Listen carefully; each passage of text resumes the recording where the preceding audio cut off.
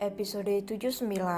Setelah kepergian Gamma, Ken menyempatkan diri untuk membawa Anna dan Luna melakukan cek kesehatan ke rumah sakit miliknya di mana Andin juga dirawat. Kedatangan mereka selalu disambut oleh pihak rumah sakit, karena Ken terkenal sebagai pimpinan yang tegas dan dingin. Mereka melakukan beberapa sesi pemeriksaan dan konsultasi bersama dokter terpercaya di rumah sakit tersebut. Setelah melakukan pemeriksaan, hasilnya mengatakan bahwa Anna bisa mendapatkan kembali ingatannya, hanya butuh waktu yang tidak dapat diketahui sampai kapan. Sedangkan Luna memang sudah mendapatkan kembali seluruh ingatannya, hanya saja alam bawah sadarnya menolak untuk mengingat memori masa kelam yang sangat menyakitkan. Mungkin Luna akan mengalami mimpi buruk tentang potongan memori itu, tetapi dokter mengatakan Luna tidak akan mengingat kembali kejadian di masa lalu mereka. Sedangkan untuk nyeri pada kakinya dapat diobati dengan terapi jika Luna berkenan. Tapi sementara ini Luna memilih untuk tidak melakukan terapi karena rasa sakitnya mulai menghilang. Luna, Anna, dan Ferdi mengunjungi kamar inap Andin sebab hari ini dia sudah diperbolehkan untuk pulang. Ken, Aiden, dan Bima tampak duduk di dalam ruangan pimpinan rumah sakit itu dan pastinya itu ruangan milik Ken. Syukurlah Luna tidak mengingat kejadian itu. Aku memang tidak tahu seperti apa persisnya kejadian yang menimpa kalian di masa lalu. Tapi melihat bekas luka dan trauma, pasti kalian mengalami hal mengerikan, ujar Bima. Kau benar Bim, jangan sampai Luna mengingat kejadian masa lalu. Kasihan dia, aku tak ingin melihat dia depresi. Dia terlalu pintar menyembunyikan perasaannya, ujar Aiden. Aku bisa sedikit lega setelah mendapatkan keterangan dari dokter tadi. Semoga dia baik-baik saja, ujar Ken. Ken, kau tahu tidak, Luna dan Gamma itu teman masa kecil, ujar Bima. Hah? Ken dan Aiden melongo, mereka memang belum tahu informasi yang satu ini. Bagaimana bisa? Mereka kan tidak pernah bertemu, pertemanan kita juga dimulai beberapa tahun setelah kejadian itu. Bagaimana bisa Gamma dan Luna berteman? Tanya Aiden. Kalau dia kenal sama Luna, kenapa dia gak bilang dari awal kalau Luna itu adiknya Ken? Tanya Aiden lagi. Santai bro, gak usah ngegas. Gamma emang kenal sama Luna sewaktu kecil. Ceritanya mereka ketemu di rumah sakit. Saat itu Gamma jatuh dari tangga dan Luna juga baru menjalani amputasi kaki. Jelas Bima. Gamma kan gak pernah ngeliat foto Nana adik Ken sewaktu kecil. Ya mana tahu dia itu adiknya Ken apa bukan. Jelas Bima. Benar juga sih, si Kunyu ini emang pelit amat mau ngasih foto Nana ke kita. Mana videonya juga gak kasih. Seandainya dikasih, pasti Gamma langsung nyadar tuh kalau Luna adik Ken yang dikira meninggal, ujar Aiden. Dan kalian bisa tahu lebih cepat. Terus gak ada adegan Luna nampar Ken kayak waktu itu. Pasti sakit ya kak, Ken? Ujar Aiden sambil mengelus pipinya dengan niat meledek Ken.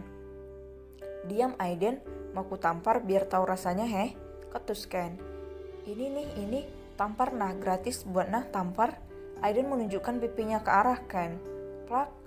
Awo, ditampar beneran aku, kejam kau Ken, teriak Aiden meringis kesakitan.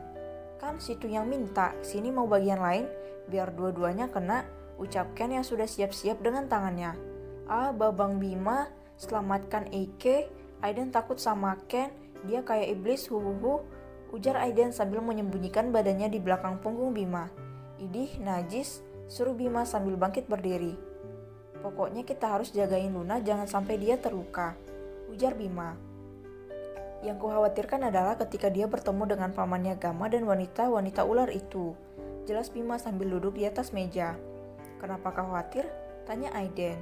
Aku khawatir dia akan berubah menjadi seperti Ken yang gila, sampai-sampai bisa membuat orang meminta kematiannya sendiri, ucap Bima sambil melirik ke arah Ken yang sedang menyeruput minumannya.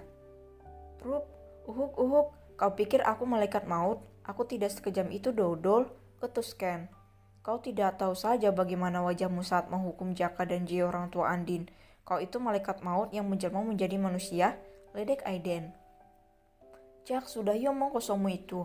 Aku hanya membalas mereka sedikit. Lagi pula kita sudah membebaskan mereka, ujar Ken dengan santai.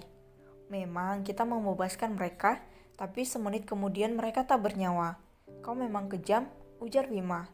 Diamlah atau kalian yang akan menyusul mereka nanti, tukas Ken dengan sorot mata tajam khas seperti pembunuh.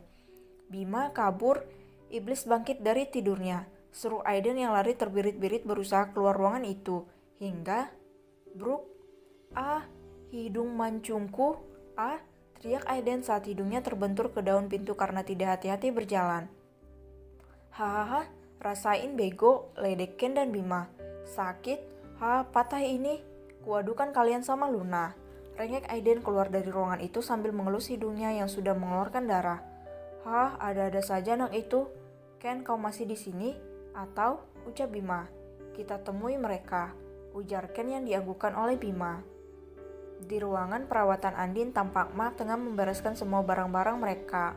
Selama beberapa hari ini Mark memang tinggal di rumah sakit atas perintah Gamma. Luna membantu Andin bersiap-siap, tubuhnya masih sedikit lemah, dia akan menjalani perawatan di rumah. Apa Mark merawatmu dengan baik? Tanya Luna pada Andin yang sedang dibantu duduk di atas kursi roda. Dia aneh, aku tak mau dirawat pria aneh itu, ketus Andin sambil melirik ke arah Mark. Luna menatap Andin dan Mark bergantian. Apa yang terjadi, Mark? Tanya Luna. Hanya keributan kecil, Nona, bukan masalah besar, ujar Mark dengan santai sambil memasukkan barang-barangnya ke dalam tas ransel miliknya.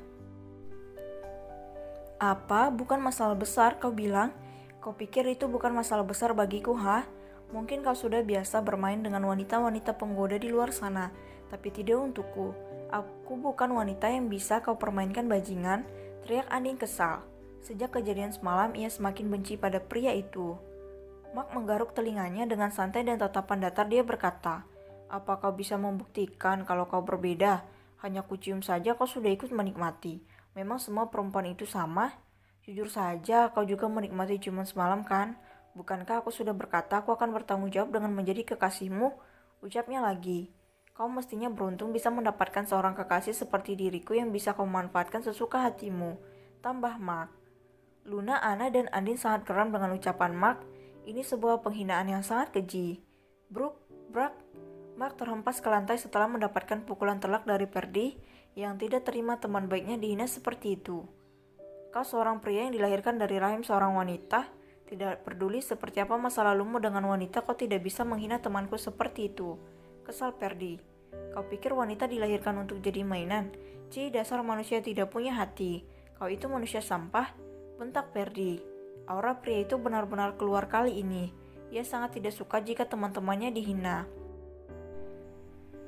Bukankah yang kukatakan itu fakta? Para wanita selalu seperti itu. Mereka akan mencari yang lebih kaya dan meninggalkan anak dan suami mereka demi harta. Ucap Mark dengan mata sendu dan Luna paham dengan itu.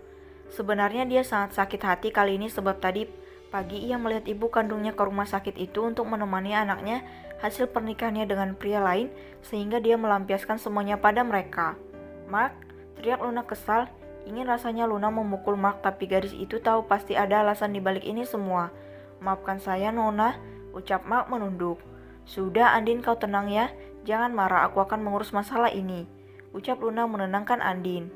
Perdi, Anna bawa Andin, ucap Luna. Mark, kita bicara di rumah.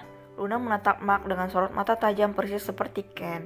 Baik Nona, jawabnya. Seperti tidak terjadi apa-apa, tapi jika boleh jujur Mark cukup terkejut dengan suara memerintah istri tuannya itu, apalagi sorot mata yang persis dengan Ken. Mereka semua keluar dari ruangan itu, tampak Ken, Aiden, dan Bima yang terdiam di dekat pintu. Sebenarnya mereka mendengar semuanya, namun tindakan Perdi mengurungkan niat mereka untuk masuk. Loh, kau udah di sini, kenapa nggak masuk kak? Tanya Anna saat melihat mereka di depan. Kita nunggu aja di sini. Di dalam pengap ada Mons. Mulut Aiden disumpal oleh Bima. Kita baru nyampe, ya udah ayo pulang, ucap Bima. Hai Andin, gimana udah baik kan? Tanya Bima. Sudah tuan, jawab Andin pelan. Mereka pulang dengan pikiran masing-masing. Ken dan Bima enggan bertanya sedangkan Aiden mulutnya ditutup oleh Bima agar tidak berkata yang aneh-aneh.